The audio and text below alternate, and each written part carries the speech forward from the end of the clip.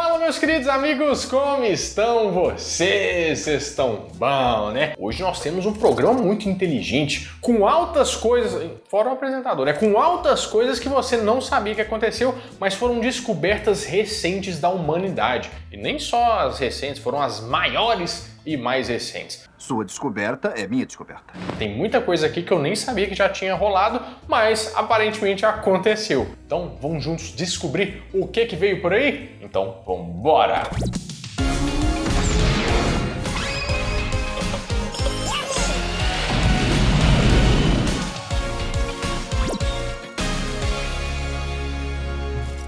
Eu gosto muito de ver filme de ficção científica, eu não sei você, né? Porque a gente sempre tem um carro voando, um trem acontecendo, um trem que a gente vê pro futuro e achava que seria ótimo se tivesse, né? E uma das coisas que a gente sempre vê é alguma coisa de mexer com o DNA, mexer com o código genético da pessoa. Mas aí eu fui fazer esse episódio aqui, né, e descobri que realmente isso já está rolando de uma certa forma. Não é que está rolando, já é possível, mas tem muitas coisas que aconteceram, na verdade já fizeram. Só que ninguém quer falar sobre isso, porque é muito polêmico. Deu para entender, Bárbara? Deu. Mais ou menos, né? Mais ou menos. Eu vou te explicar. É o seguinte, ó, tem um médico de 35 anos lá da China, eu não sei porque a idade dele é importante, mas eu anotei 35 anos. Às vezes o perfil dele do Tinder, né? Ele simplesmente soltou a notícia de que ele tinha mexido no DNA de gêmeos dentro da barriga da mãe. Eles estavam para nascer e ele conseguiu alterar o DNA dessas crianças. Porque aparentemente o pai dessas crianças tinha o vírus HIV e ele fez uma mudança lá para que essas crianças nascessem resistentes. Aí você já viu, né? Foi aquele cabrobró danado. O pessoal da ciência falou assim, não, mas você não pode fazer isso e tal. Ele chegou a ser processado na China e até falaram que ele fez isso por causa de mídia, para aparecer na mídia e tal. Conseguiu, né? Tanto é que nós estamos falando dele aqui. Pode parecer coisa de ficção científica, mas a gente já tem mexido um pouco com o DNA e o genoma das coisas, né? Por exemplo, eles estão fazendo agora raças de cachorro que vêm com musculatura a mais. Tipo, eles fizeram super beagles, Bárbara. Super fortes e trincados e malhados, sabe? Eu não sei pra que um beagle tem que ser malhado, né? Mas tudo bem. Eu só vou utilizar 45% da minha força. Por exemplo, tem porcos que já têm uma certa resistência aos vírus de doença, né? Porque eles pensam assim, e a carne já vem mais nutritiva, ou tipo assim, sem doenças, né? E também algumas plantas são resistentes a pragas. Tudo isso porque eles mexeram ali no código genético. From tomatoes which might lower blood pressure to mushrooms that don't go brown, gene-edited foods promise opportunities for addressing the challenges facing global agriculture.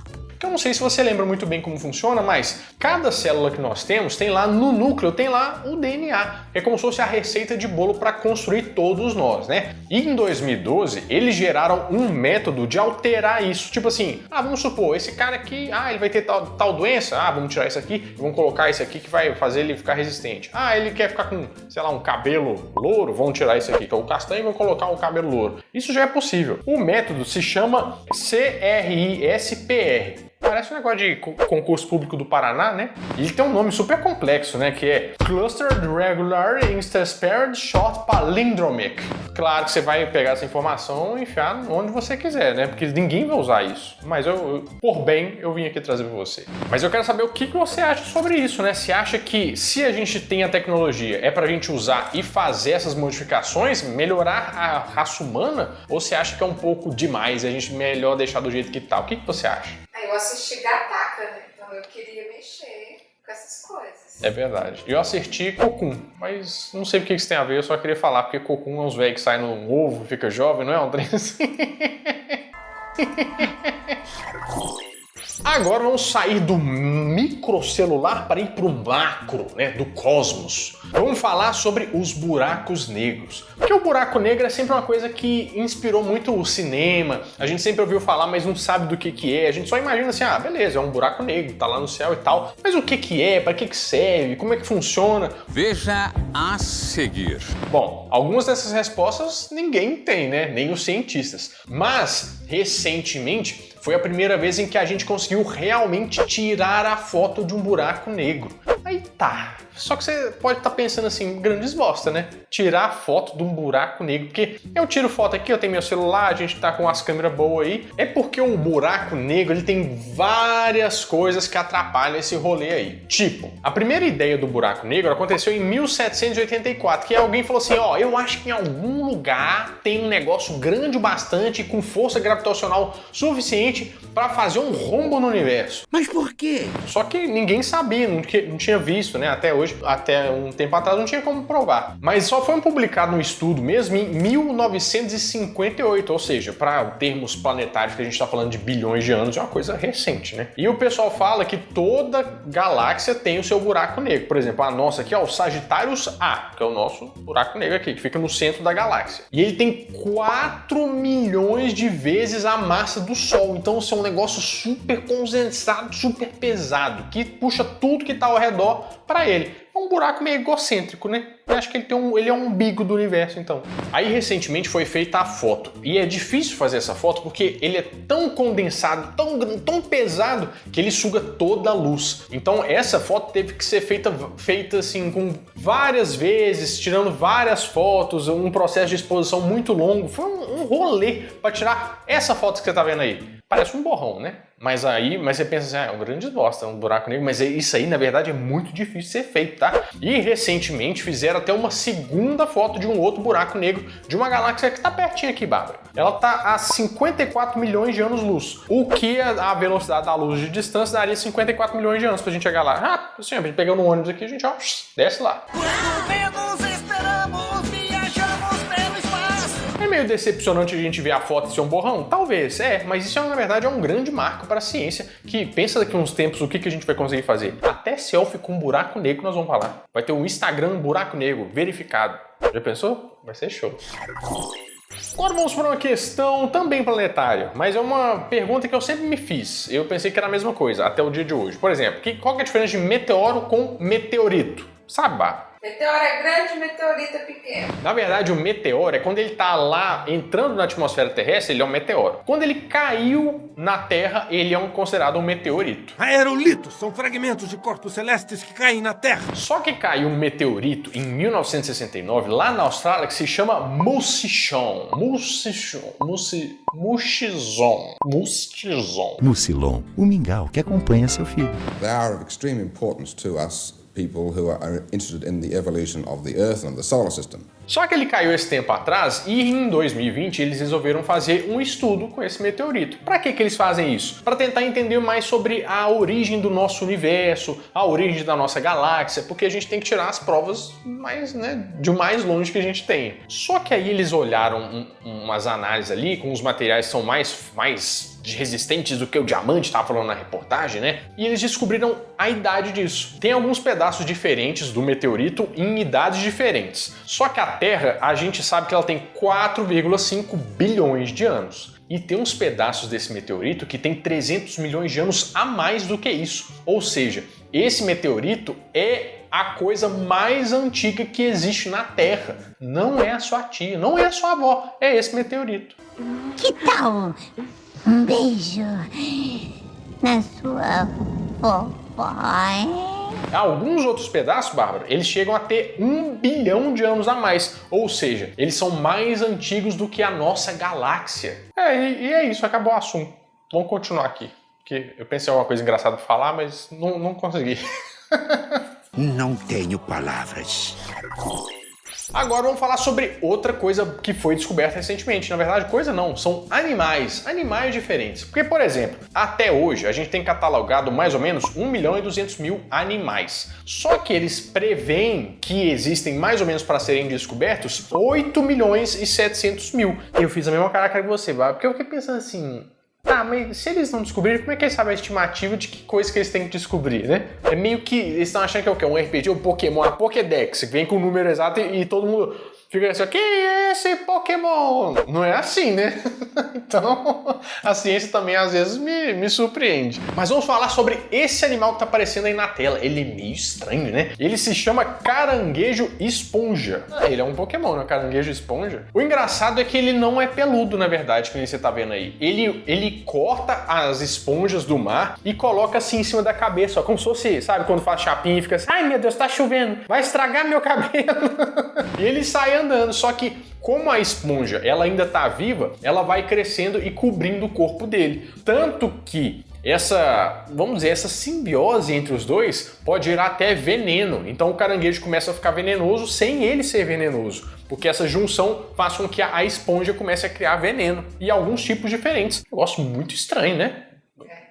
É da hora, né? É meio revista em quadrinhos, né? Bem legal. When at rest, the crab tucks itself beneath the sponge so that any hungry predators may see nothing but an inedible mass. Outra criatura é uma água-viva alien. Ela só é achada a 4 quilômetros de profundidade. Nesse ponto aí já não chega luz, né? E é um animal muito engraçado porque ele tem 13 centímetros e ele tem 40 tentáculos. Só que ele tem um tentáculo grandão que os cientistas ainda não sabem para que serve. Mas todo mundo pensou o que esse tentáculo serve, né? O tentáculo cão. Ele é uma água-viva alien bem dotada. Todo mundo sabe disso. The Bay Aquarium Research Institute has discovered a new species of jellyfish. It was found deep in the Monterey Bay. E também tem um sapinho que faz que também foi descoberto, Bárbara, mas esse foi descoberto lá na Costa Rica e numa reserva natural. Então, o que aconteceu? Tava chovendo, tava terminando a temporada de chuva e o pessoal começou a ver uns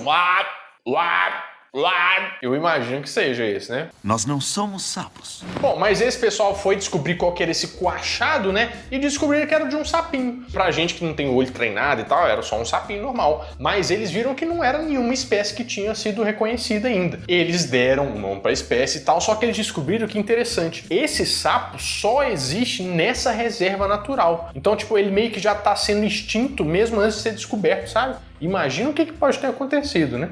É um negócio muito estranho. Bom, agora esse aqui foi o que me marcou mais, assim. Eu fiquei de cara, pra te falar bem a verdade. Inclusive fez bastante sucesso no Instagram do Nerd Show, @canal Nerd Show, segue lá, porque tem coisas curiosas, coisas divertidas. É o Instagram mais divertido que você vai ver nessa interwebs, tá? Vai lá que você vai gostar, @canal Nerd Show. Siga meus bons? Mas ele se chama Ectolife. Achei que era Ectobonilha. Isso é engraçado, se fosse a maior descoberta que eu fiquei impressionado. É o Ectobonilha? Eu nunca tinha visto o episódio, né? Ectolife é o seguinte, ó, vamos supor, isso aqui é muito filme de ficção científica, vamos supor, sei lá, um casal pode ter filho, ou não teve filho por uma opção, porque tem, sei lá, algum motivo aconteceu de doença e tal, tem algum risco. Essa empresa se propõe a fazer uma incubadora gigante de úteros artificiais para gerar bebês lá dentro. E, tipo, não é um trem que, tipo, daqui não, já tá com tecnologia pra funcionar, só tava faltando agora uma liberação moral, na verdade, pro pessoal fazer isso. Pega o doador, o esperma do homem, né, o óvulo da mulher, coloca lá, ele já meio que, como é que eu vou falar? Ele, tipo assim, fica olhando o que tá acontecendo com o bebê, fala se ele já vai ter doença, fala tudo, sabe? É meio, já é um Big Brother ali. Every growth pod features sensors that can monitor your baby's vital signs, including heartbeat, temperature, blood pressure, breathing rate, and oxygen saturation. E tem espaço para fazer 30 mil bebês de uma vez, Bárbara. 30 mil, é um útero artificial. É muito estranho. E a gestação dura 9 meses? 9 meses normal. Aquilo age como se fosse a própria barriga da mãe. Tem todas as condições perfeitas para fazer aquilo. É muito ficção científica, né não? Você teria um filho nessas condições, se você quisesse ter? Ah, não ia animar, não. A gente já sofre bullying por ser gordo na escola. Imagina um menino que foi, você é filho de chocadeira? Não, filho de laboratório. Aí, pronto. O menino acabou com a saúde mental do menino. Você teria? Não, mas é legal a gente saber se teria. Porque, tipo assim, se você parar pra pensar, é a mesma coisa que pedir um menino na Amazon, né? Você fala assim, eu quero um menino. Aí você pede o menino, eu quero isso aqui e tal. Você pode meio que escolher as características deles, porque eles têm esse serviço de você colocar algumas características, mexendo no DNA da criança. É muita doideira. Isso já tá pra acontecer. I have seen this before. Mas aí eu mando essa pergunta pra você. Você, se pudesse, tivesse dinheiro, condições normais assim, teria um filho de incubador desse jeito? Ou você prefere fazer do jeito normal, tradicional? Eu tô falando da parte de ter um filho, tá? Não de executar, porque aí também você tem que doar de alguma forma, né? Aí você assim, Vera Fischer, 1969, tem as revistas lá na incubadora. Responde aqui pra mim nos comentários do vídeo. Bom, meus amigos, é isso. Eu espero que vocês tenham gostado bastante desse vídeo. E se você gostou, se inscreve no canal e deixa um joinha aí, ó, porque o joinha, ó, uma delícia, tá? Bom, eu vou ficando por aqui, mas toda semana, de segunda a sexta ao meio-dia, eu volto com mais um vídeo quentinho, fresquinho, crocante pra vocês. Então, adeus!